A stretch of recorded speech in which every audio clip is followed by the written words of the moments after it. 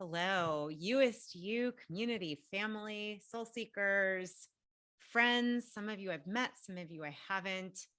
Wow. Let me just share with you that our guest today is somebody who I have wanted to interview and have on here for a long time. I have been working through her book, The Inner Bonding Workbook. If you're watching on YouTube, you'll see it.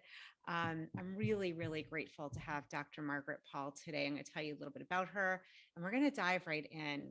And I'm just going to tell you now, this is going to be one you definitely don't want to miss. And for all of you out there, for my beloved soul seekers and friends and community members, just I want to let you know this conversation, we set the intention for this to really to be a blessing and to help you get as connected to loving and honoring yourself, bonding within yourself. So, all right, Dr. Margaret Paul is a best-selling author of 12 published books.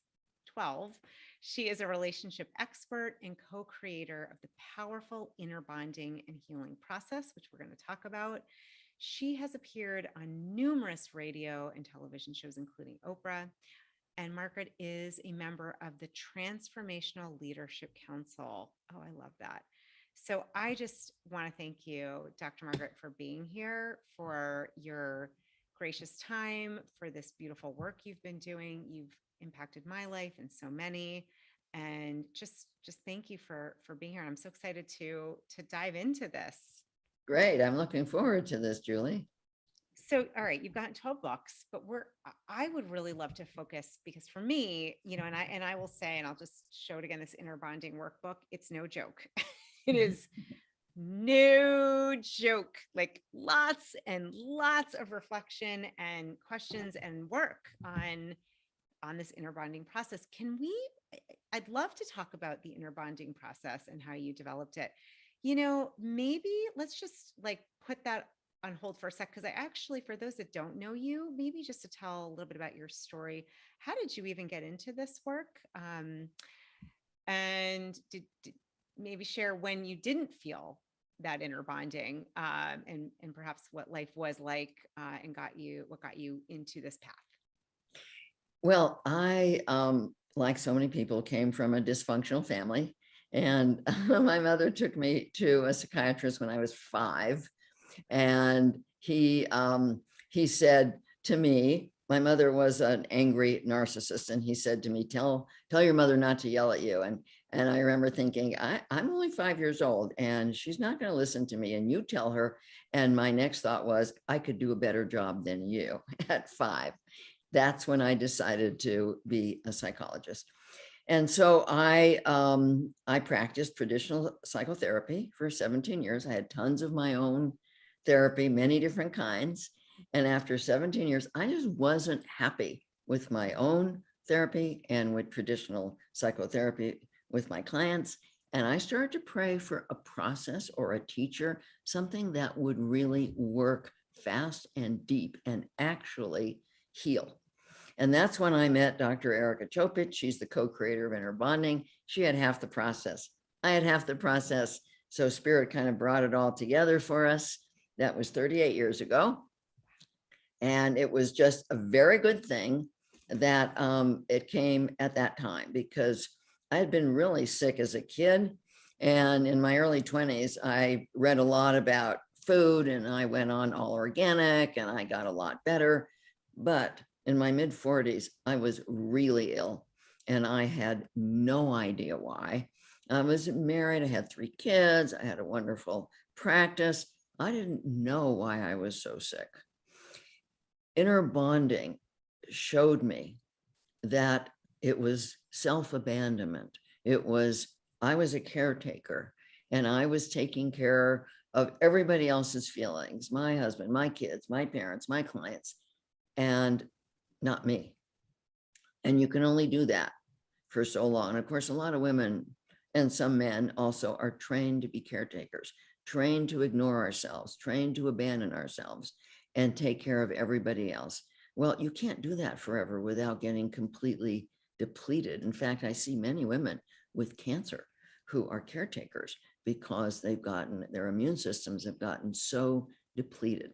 So when inner bonding came in, I realized, okay, this is an amazing process for learning to love myself. And that's when I started to practice it. And that's when I got better. Oh, that's amazing. That is, I had chills as you were speaking, and I don't want to get too much of my story, but let's just say I've experienced this myself. That's why when I found this book, my dear friend Jesse Harless, who I know you've met and talked to as well, was like, Julie, you've got to get this. You've got to, you don't have to, but I could see how it was helping him. This self-abandonment, this and I want to say, I know men do this, but I, as a female and knowing many women, I think, and mothers, this is something that I see with, I'm sure you've seen with so many women. Mhm. Um, and I'm just curious, I guess where I'd like to start is, with inner bonding, I want to go through the process and what that looks like. For someone listening, and it's funny, I just did an episode about self-care not being selfish, like this notion we have that if I take care of myself, somehow that, we've been conditioned that it's selfish. So where do you even start if that's been like indoctrined, if you're feeling like, I mean, I know sometimes illness can bring in that feeling of desperation. Well, actually, self-care, self-love is the opposite of selfishness because it's about truly taking responsibility for our own pain and our own joy and not blaming others, not making others responsible. This is a problem in so many relationships where people blame each other for their unhappiness and make each other responsible. And that is selfishness when you blame somebody else and say, well, they're supposed to give themselves up because you're unhappy about something. That's selfishness. But really learning to truly take responsibility for our health, our well-being, our peace, our joy. There's nothing selfish about that. In fact, it relieves everybody else around us of the burden of worrying about us because we're taking care of ourselves. When I look back at my parents, I would have given anything for them to take care of themselves and make themselves happy because being a very sensitive and empathic child, I was very tuned into their pain and always trying to take responsibility for them and Mm, make them okay.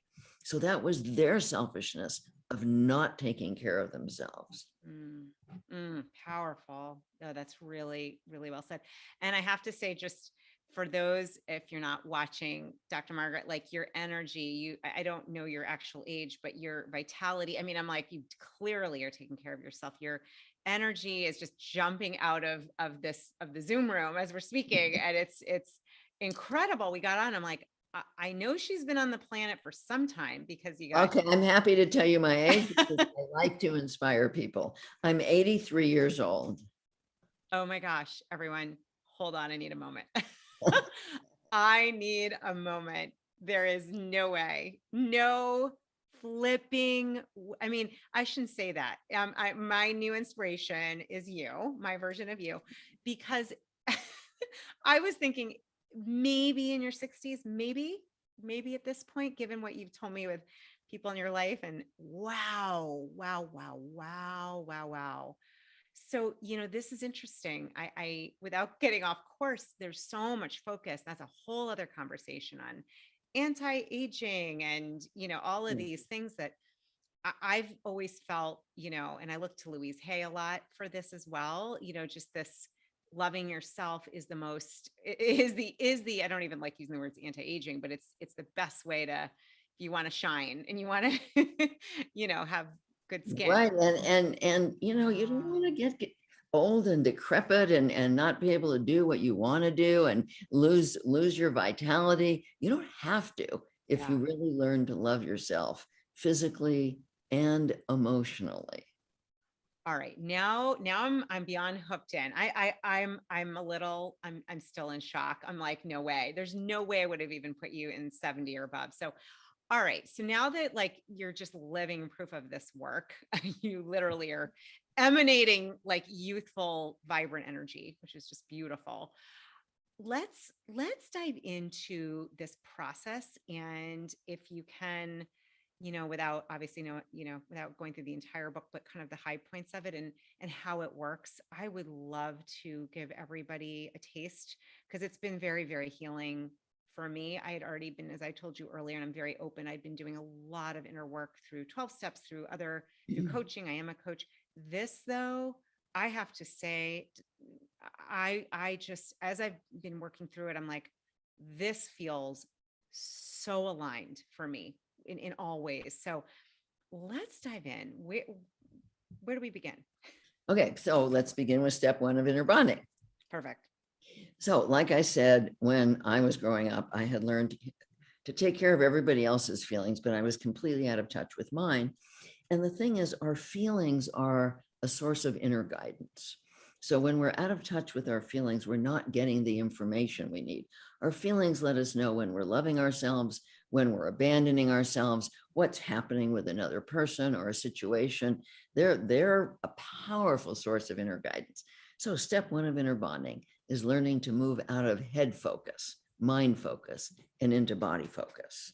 And this in itself is a practice. It took me quite a while because I was living in my head and tuned into others, but not to me. So it's a practice of getting in your body and being willing to be present with your feelings, especially your painful feelings. When we grow up, we as kids, we don't have the capacity to manage a lot of pain, to manage loneliness or grief or helplessness over how we're being treated or heartbreak. I mean, there's so much heartbreak for many of us and loneliness and deep pain. Well, there's no way that we could have managed that. So we had to learn to get out of our body and into our head. Now we have to go back because we were actually born in our body with our feelings. Now we have to go back to being present and being willing to learn to take responsibility for our feelings. That's step one. And of course, it takes some courage to be willing to feel your painful feelings. But most people have many false beliefs because they have beliefs that they developed in childhood about not being able to handle pain. As adults, we can learn to handle our pain and learn from our feelings. And it's so freeing when we're willing to do that. So step one, being in your body and taking responsibility, being willing to take responsibility. Step two is breathing into your heart. And in inner bonding, there's only two intentions possible to choose from. One is the intention to learn about loving yourself and sharing your love with others. And the other is the intention to protect against pain with various forms of controlling, self-abandoning behaviors. That's where all of us are. As we grow up, we've learned to protect, we've learned to avoid, we've learned to try and control getting love and avoiding pain and feeling safe. And that's what we call in inner bonding the wounded self, the ego wounded self, that is just devoted to having control over getting love, avoiding pain, and feeling safe. But it doesn't work. It might have gotten us through childhood, but it doesn't work. It ruins relationships, it ruins health, it's getting in our way. So in step two, we breathe into our heart and we open to learning, consciously open to learning about loving ourselves. And part of being able to heal and have a role model for what's loving to us is being able to access our higher self. And whether or not people believe in God, this doesn't matter. But we have a higher self. We have information that we can access when our frequency is high enough to do that. And it takes basically two things. One is being open to learning about love. And the other is keeping our body clean with clean, fresh, hopefully organic food. Because if you're using junk food and junk thoughts, you're going to keep your frequency low. And spirit exists at a higher frequency than we operate on. So eating well is part of loving yourself. That's what I learned to do in my early 20s, which I still do now over 60 years later. And it keeps my frequency high enough with the intention to learn about loving myself to have what I now call at will access to divine guidance. And that is a fantastic way to live. I never thought that that was possible to have that at will divine connection, but it actually is possible for everybody. So in step 2, until people learn to do that, they can just imagine an older, wiser part of themselves, like a part of themselves 500 years older. And that higher self is filled with love and compassion and strength and wisdom and power and truth. And we invite that in. We just say, I invite these beautiful qualities of love and compassion, wisdom and strength into my heart. And we breathe that in. That's how we create what we call in inner bonding the loving adult. Now, most of us have no role modeling for a loving adult, but the inner bonding process, the practice of these 6 steps, actually develops new neural pathways in the higher brain. And this is what our mutual friend, Dr. Jill Bolte-Taylor, discovered, that it creates, we have neuroplasticity, and anything that you practice for a while creates new neural pathways. So when you practice inner bonding, you're developing the neural pathways for the loving adult, which makes it so much easier to take care of yourself. So once you're in that connected state, we go to step 3. And step 3 is we breathe back into our feelings, back into our body. So let's say when you went in step 1, you felt numb or you felt depressed. You go back in, you breathe into that, or you felt anxious, whatever, you breathe into it and you get present with it, you sit with it. And what you want to do at this point is imagine that those feelings are your inner child. Your inner child is your soul, your true self, your essence that communicates instantly, often through feelings. And so we want to get present with those feelings. And if we're feeling anything other than peace and fullness inside, we want to ask, what am I telling you? How am I treating you? What am I doing or not doing that's causing you to feel anxious or depressed or empty or alone or guilty or shamed or angry or any of these feelings that we call the wounded feelings, because we cause them with our various forms of self-abandonment. So let me just briefly go through the 4 major ways we abandon ourselves. 1 is we stay in our head, like I said. 2 is we judge ourselves. Most of us have learned to judge ourselves. Oh, I'm stupid. How could I have said that? I'm such a jerk. I'm not enough.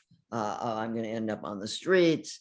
I'll never be enough. I'll never do anything right. It's all my fault. So many judgments. A 3rd way is that we numb out with various addictions. Many of us have learned very many addictions, whether it's substances like food, alcohol, drugs, or whether it's processes like being on the internet or being on Facebook or pornography or sex or shopping or spending. I mean, there's so many ways that we can numb out. And a 4th way that really affects relationships is to make somebody else responsible. Hand that inner child over to somebody else. Here, you make me happy. You make me safe. You make me feel that I'm okay. It's your job to do that. And unfortunately, very many people do that. It's called a codependent relationship. Very many people do that. And when you're abandoning yourself like that, you don't have love to offer anybody. And so there you are trying to get love. And since we attracted our common level of self-abandonment or self-love, the other person is doing the same thing. They're trying to get you to fill them up. And it's a disaster. That's why there's so many relationships that don't work. So in step 3, we're trying to discover how we're abandoning ourselves. And once we discover that, we go a little deeper, because the part of us who is abandoning ourselves is a younger part that's programmed with so many false beliefs. And we call this the ego wounded self. Dr. Jill Bolte-Taylor calls it character 2. It's in the lower part of our brain. Yeah. Okay, it's in the fight or flight mechanism, and it's very programmed with false beliefs. But this is a way to discover the false beliefs that may be governing your life. Because once you understand how you're treating yourself, let's say you're judging yourself that you're not good enough or you got to be perfect, then you go down and say, well, why? What do you believe will happen if you judge us as not being good enough and that we have to be perfect and do everything right? Well, we go down into what is the belief. And very often there's a belief there that says, oh, well, first of all, there is a perfect, and I better find out what it is. Secondly, that's the only way I can control other people. If I'm perfect, I can control them. So there's a belief about being able to control others. And then if I can control them to like me by being perfect, then I'll be okay. There's another belief that other people have to define whether or not we're okay. So just in that, there's a ton of beliefs that we need to be discovering. And once we discover some of these beliefs in step 3, then we go to step 4. In step 4, we are dialoguing with our higher guidance. And we're asking, what is the truth about any of the false beliefs? So let's say I'm saying to my guidance, well, is it true that if I'm perfect, I can control how people feel about me? Well, my guidance has said to me, no, we don't have control. Just like nobody has control over how you feel about them. You don't have control over how others feel about you. And there's no such thing as perfect. And they're going to likely feel manipulated and pulled on by you. And they'll probably pull away and you'll get the opposite of what you want. I mean, there's all kinds of information we can get when we're really open to learning about the truth. And the next question we ask is, what is loving to me? And this is a question that I encourage people to start to practice, whether or not you feel you're in touch with a higher source, to start to say, what is loving to me right now? What's in my highest good right now? I ask this all day long. What's loving to me regarding my time? What's loving to me regarding what I put in my body? What's loving to me who I spend my time with? It's a great question to get in the habit of asking. And once you start to get some answers, and this is going to take time to access your guidance. Once you get the answers, step 5 is taking the loving action, whatever it is you're guided to do. And there's thousands of loving actions we could take about many, many different things in life. And step 6 is going back into how are you feeling? And if you have actually taken a loving action for yourself, you're going to feel some relief. You're going to feel less guilt, less shame, less anger, less depression, less emptiness, less anxiety. You're going to start to feel some relief. And that's how you know that you've taken a loving action. Now, anybody can learn these 6 steps, but as you know, they take practice. Oh my gosh. Yeah. Yes. Yes. And yes. And yes. And I love how you define this. I have some questions. I feel like sometimes I hear questions that I think others are asking, and I also have my own because I've been working through it. So I don't love the term devil's advocate, but I have a question for you that's been, can we go back to step 1 for a Yeah. moment? This is so brilliant, by the way. It's so brilliant. Actually, before I even say that, the thing I want to highlight that just what rings so true for me is the core of this. If I can bottom line it, if I think what's come through to me is it's all about this question, how to teach myself to be and do loving things for myself. And that when you're in that space and that vibration and that energy, even asking that question, and that has been one of the most transformative things for me. And I have to say, Dr. Margaret, sometimes what's been challenging is what comes up. What the answer is, I'll give an example. The most loving thing for me was, at one point in my life, not to stay. I was a very good person, but the marriage was not the right fit. And the most loving thing with young kids was not to stay there. And that sometimes those answers, it's bringing tears to my eyes. Like I was really confronted. And so anyhow, I know there's a range, today, like you said, with food, I've struggled in the past. What I do is I look at it and I hold it. I think, what is this loving for my body? Is this food, Right. not what my mind wants? So just to say, I know that question, that has been a game changer for me, that question. Yeah, and I know exactly what you're talking about because I had to go through the same thing because when inner bonding came into my life and I was so sick, I was in a long marriage. I was married for 30 years and I had 3 kids.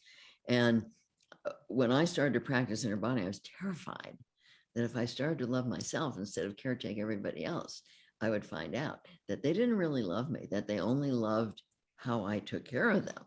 Mm, And so it took a lot of courage for me to start to love myself instead of take responsibility for everybody else. And everything that I was afraid of happened. My parents disowned me. My 30-year marriage ended, and 2 of my 3 kids were angry with me. But mm, I got my health back. I got my vitality. I got my creativity. My work started to soar. So even though it was so hard to find out that these people, my parents, my husband, my long-term marriage, didn't actually love me, wasn't going to support me in mm. taking care of myself instead of caretaking them. That's really hard to find out. But I would do it again. As hard as it was, I would do it again because Mm, I actually wouldn't be alive right now mhm, if I hadn't have learned to love myself. mm. Oh gosh, my heart is like, oh, I'm holding back tears because I relate, and I know others, I'm sure listening, relate. It's very powerful what you said, and you wouldn't change that. That's really living in a heart-led way, and it's not always easy. I mean, I didn't have exactly that experience. That's pretty extreme, and it's interesting because I think, I've read a lot about codependency, and big fan of Melody Beattie's, her book, and that work. And I think for so many of us that the societal kind of norms and what we expect, it's kind of set up to honor codependency, That's not right. self-love, which, yeah, it's a problem. Yeah, I Yeah. mean, especially as women, we're Mm, more naturally nurturing and giving and yeah. more right brain and bringing in that love. Um, but it gets taken advantage of. Mm, And that's the problem because then we get really depleted. yeah. And I kept thinking, oh, if I just keep giving, I'll get it back. But I didn't get it back. I just got sick. Yeah. Yeah. This is the theory I have. I think it's more than a theory. I've seen this with my own self. I had a complete health breakdown when this was all happening. And I mean, I'm doing great, but I'm still like, this thyroid condition was pretty intense, and still working on it. So, and I know you mentioned, I mean, there's all kinds of just ways that this shows up, manifests in our body, which Right. part of the reason I'm not surprised that I mean, I'm super surprised you're 83, because you absolutely don't even look close to it. Yet, as you're speaking, for everyone, like, you want the miracle to not aging the way like you might be worried about. Do this work, what Dr. Margaret is talking about, because you're living proof. I mean, it's such it's talk about beliefs switching and flipping the script. I mean, this is like just completely, opposite. Like you said, most of us are not taught this. I have a question, and it's kind of been, and I hope this helps others listening. I've had a fear with going to step one and feeling your feelings. So for those in the interested in kind of law of attraction, in the world of, like, I'm sure you've gotten this before, it's kind of like what you focus on expands. And so for me, where I sometimes straddle the line, and I've been practicing how to sit with my feelings, there was a part of me that didn't want to feel them.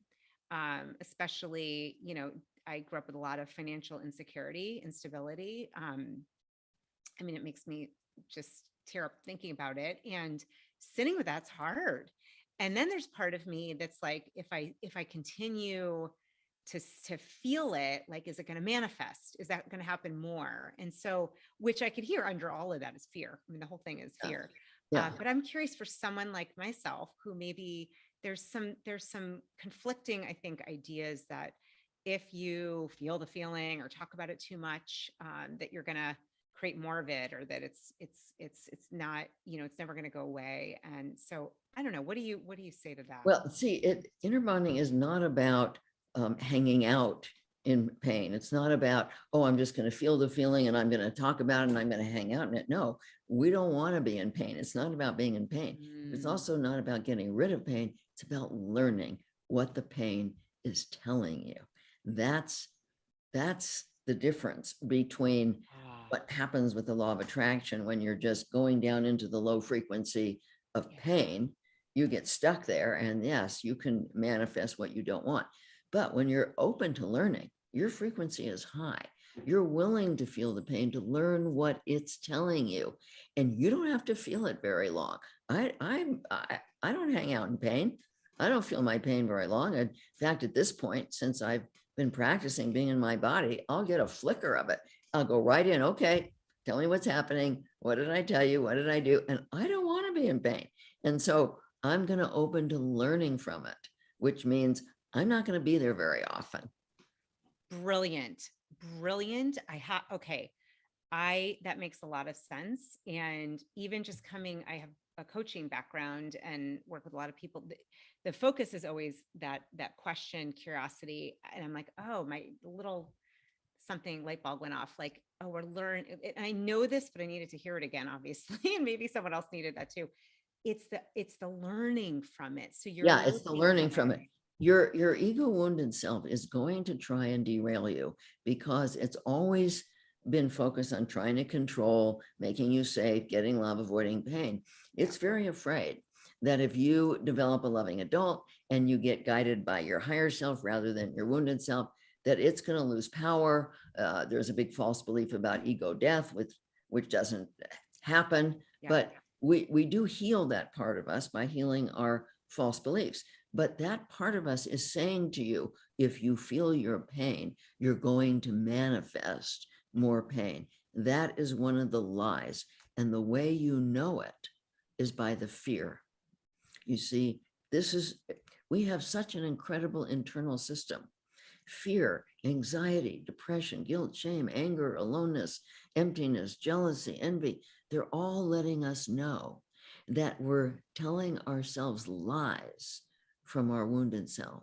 The wounded self is young. It's many different ages. We start forming it sometimes pre-birth, and the age of it depends on when we absorbed a particular false belief or started a particular addiction, but it knows nothing. It's ignorant and it cannot connect with the source of truth. So when it says to you, oh, if you feel your pain, you're going to manifest that pain and it's going to get worse, and you feel fear, that's your inner guidance saying, you're lying to me. Yeah. That is brilliant. That's so brilliant the way you said it. For me, right. I know if it's fear, that's not my higher self. And I usually pause and like, okay, I'm in fear. All right, let me be with that. And this is really helpful because, I mean, this is where your guidance, your emotions are guiding you. Right. And I'm thinking for those that have listened, Dr. Jill has been on here a few times. We've talked about the 4 characters. I love how this like links up. I think what we're talking about is connecting to character 4. That character 4 is the higher guidance. That's right. Yes. That's right. Well, And what we're talking about in inner bonding terms, yes. character 1 is up here in the upper left brain. So this is the male aspect of the adult self. But if this is the part that takes action in the world. And if this aspect is being governed by our lower left brain, our actions are not loving, not in our highest good or anybody else's highest good. Our lower right brain is our inner child. That's our soul. And our upper right brain is the feminine aspect of the loving adult that naturally connects with our higher guidance. When our upper left brain is being informed by our upper right brain rather than our lower left brain, then our actions are loving to ourselves and loving to the planet, loving to others, loving to our kids, because it's being informed by our source of truth and love. So unfortunately, if you look at the planet, most people are being guided by their lower left brain, not by their higher right brain. Can you imagine what would happen in the whole world, on the planet, if people actually practice inner bonding, develop their higher loving adult, access their guidance, took action based on truth instead of the lies of the wounded self, everything would change. And when we do that, what happens is that we feel our oneness. Mm, It's when we have this connection that we feel our oneness with each other. We feel our oneness with all of life. We feel our oneness with the planet, and we cannot do harm. We cannot do harm mm, when that's how we're operating. So you can imagine that things like racism and misogyny and homophobia and all the problems on the planet with climate change, they would all get resolved yeah. if people were operating in connection with their guidance and taking action based on that. Mm, another mic drop comment. I just, and frankly, that is one of the reasons I was wanted to have you here, because this is true. This is truth. And I think about this all the time, starting with myself. And that's where we go back to the beginning.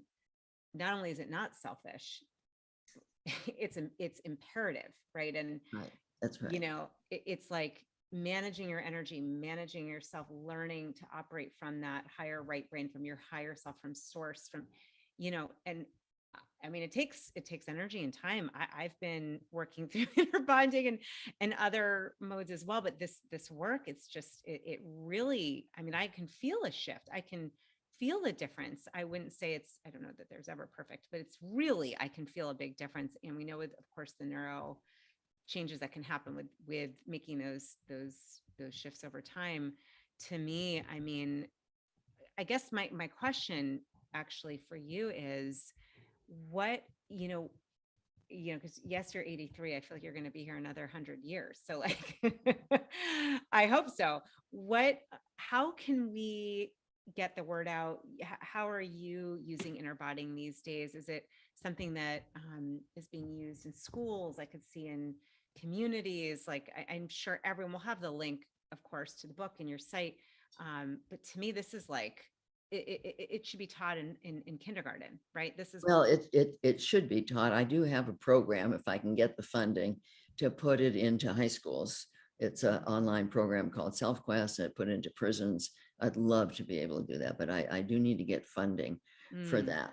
But parents, if parents learn it, children learn it very easily. So if parents learn it, their children will learn it. And I have some people right now that are going to be writing children's books about inner bonding, and that'd be great.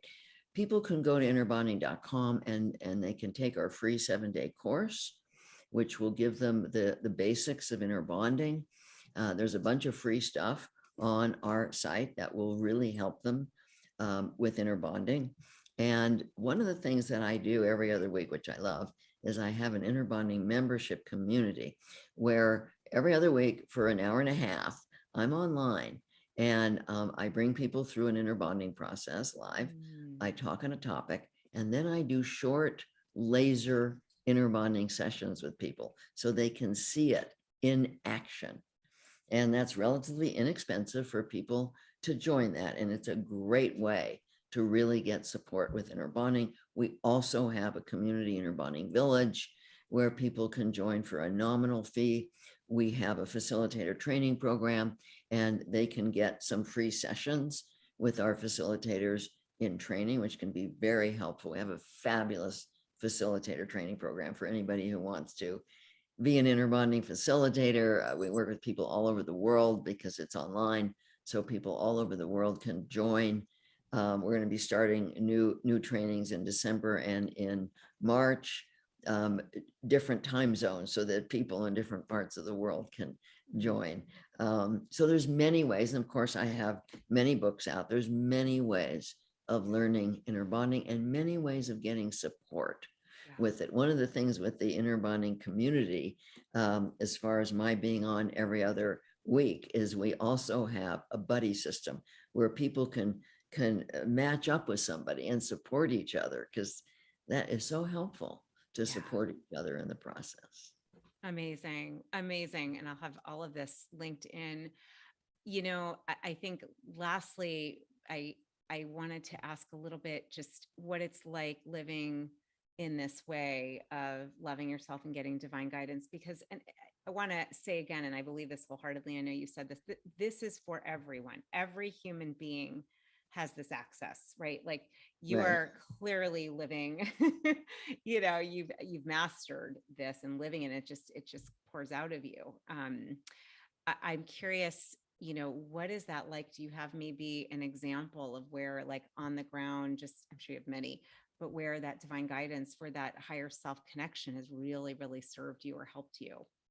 Well, it's all the time. I mean, I live with so much joy most of the time, and if something comes up that is not joyful, I deal with it right away with my guidance and get back in joy. It's just it's such a different way to live, to know you're never alone. You are never alone. You Mm, are always being guided in your highest good. My guidance has saved my life numerous times, letting me know, do this, don't do that. It's always there. I mean, it's such an amazing way to live, where you've got this higher guidance that has a broad perspective on life and can actually see what's going to happen before you can, and give you information about being safe. To me, this is what creates safety. It's not about trying to control events or people. It's about being connected with this higher source that actually does keep me safe. And I've seen it over and over and over again. mm, So mm. I don't want to live any other way. And I can't imagine anybody else wanting to live any other way, but it does take practice. Like anything worth learning, it takes practice. Yeah. I think as we wrap, what I want to just highlight, and this is for all of us, for everyone, for you, whoever, if you're listening and you're feeling alone, and I know I've been in moments where I've felt alone, especially in the middle of the night, wake up, I'm scared about something or something's ruminating. And what you said, it's just, that's the whole point, is to understand that none of us are alone Right. ever. And we Right. have this higher guidance, and it just takes practice to learn how to learn and be open, how to tune into it. That to me, that's the whole point. That's Right. That's the it. point. And the point, I think we're on the planet to evolve our ability to love. And that's what it's all about. Evolving our Mm, ability to love. And so when we stay focused on that, and I do this all the time, I'm asking my guidance all the time, just help me to continue to evolve in my ability to love. There's so much joy in that. yeah, beautiful. Woo. Well, my my heart is like, wow, this was really, I am so thankful, so grateful. I think back to that time when you were not feeling well, not doing well, where, and I understand that, where, if you'd not listened, you probably wouldn't be here, right? And just honoring, thankful that you pursued to love and be loving to yourself and be in that space of authentic and what's real and true for you, and that you've been asking these questions. How can I be more loving? I think this is really one of the most beautiful things I've ever heard. We're on the planet to evolve our ability to love. To me, there is nothing else. That's it. Right. Yeah, hands Right. down. That's what it's about. Yeah. Well, Dr. Margaret, thank you. You are like a radiating, joyful example of this. And I know for me, and I'm just going to say, I know for you, for my listeners, for everyone, thank you for these gifts that you're bringing here at a really much needed time. Thank you so much, Julie.